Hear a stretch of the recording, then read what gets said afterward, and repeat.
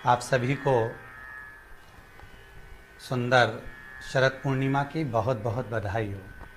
बाबा विश्वनाथ की कृपा आप पर सदा बनी रहे।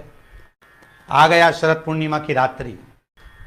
बड़े से बड़ी बीमारियां, बड़े से बड़े रोग, बड़े से बड़े बड़े कष्ट इस शरद पूर्णिमा की रात्रि को छूट जाते। दमे की बीमारी, श्वास की बीमारी, अनिद्रा की बीमारी, रात्रि को जगना, ये सारी बीमारियां शरद पूर्णिमा की रात्रि को अगर व्यक्ति अपने जीवन को सुखमय बनाए, अपने जीवन को आनंदमय बनाए तो सब छूट सकते। शरद पूर्णिमा की रात्रि को पीपल के पत्ते 5 लेकर उसके ऊपर खीर डालकर रात्रि को खा लेने से महाराज दमे की बीमारी, श्वास की बीमारी रुक जाती है। वो बीमारी बढ़ती नहीं है, उससे कष्ट नहीं होता। जिन बच्चों के नेत्र कमजोर होते हैं, रोशनी कमजोर होती है, शरद पूर्णिमा के दिन रात्रि को 12 बजे भगवान चंद्रदेव का दर्शन कराइए।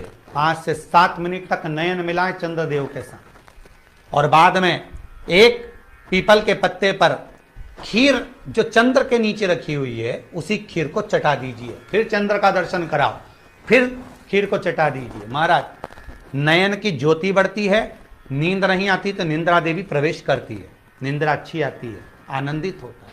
महाराज जिस व्यक्ति के शरीर में गांठ पड़ जाती हो, शरीर काला पड़ जाता हो, चट्टे पड़ जाते हो या दांत खाज खुजली हो जाता हो, उसके लिए भी शरद पूर्णिमा की रात्रि को 12 बजे महाराज भगवान चंद्रदेव के लिए 21 दिए जलाए जाते हैं। उस 21 दिए की कालोच एक थाली में इकट्ठी करी जाती है।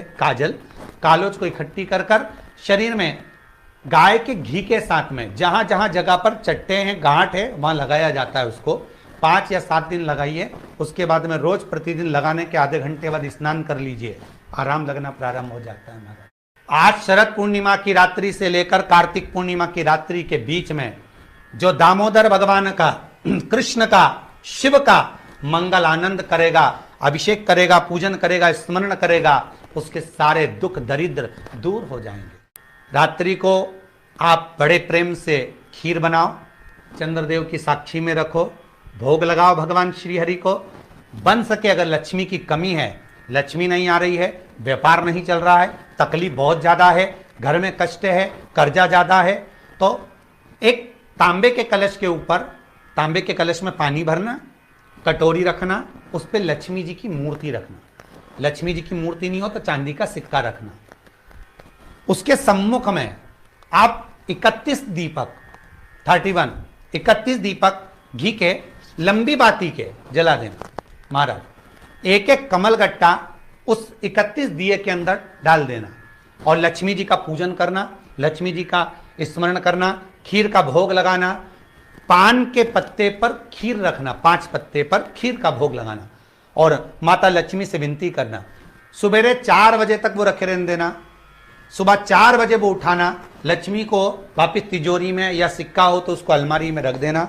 जो खीर बनी है वो प्रसाद के रूप में सुबह 8 बजे, 10 बजे, 9 बजे जब खाना हो प्रेम से पाना। माता जो दिए लगाए हैं वो ठंडे हो गए होंगे, उनको रखे रहने देना, बाद में काम आते रहेंगे, या दिए विसर्जन करना हो तो आपकी मर्जी है। पर वो मट्टी के दिए लगेंगे, आटे के दिए नहीं लगेंगे, मट्टी के दीप लगाना है आपको। 31 घी के दिए लगाना है। लक्ष्मी जी का पूजन करो, कंकु, चावल, हल्दी, मोली से सब तरह से। शरद पूर्णिमा की रात्रि को सुख मिलेगा, आनंद मिलेगा, लक्ष्मी की वृद्धि होगी, कार्य सिद्धि होगी। दूसरा क्रम, अगर कार्तिक पूर्णिमा हो, शरद पूर्णिमा हो, ये दोनों पूर्णिमा पर शरद पूर्णिमा के दिन आप शाम को प्रदोष काल के समय 4:30 बजे से 6 बजे के बीच में 1 लोटा पानी, उसमें 5 बेलपत्र रखकर, 1 कमलगट्टा डालकर भगवान चंद्रेश्वर महादेव के नाम से भगवान शंकर को चढ़ा दीजिए। आपकी जो कामना हो वो कामना कर कर चढ़ाएं, विनती करें चंद्रेश्वर महादेव को और निवेदन करें कि हमारा ये कार्य सफल हो। केवल शरद पूर्णिमा के दिन चढ़ाइए, कार्तिक पूर्णिमा तक क्या फल मिलता है हमको जरूर बताइए। आज भी शरद पूर्णिमा की रात्रि को और कार्तिक पूर्णिमा की रात्रि को गर्भवती नारी अपनी नाभि पर यदि चंद्र की दृष्टि पड़वा लेती है तो बच्चा विकलांग पैदा नहीं होता है।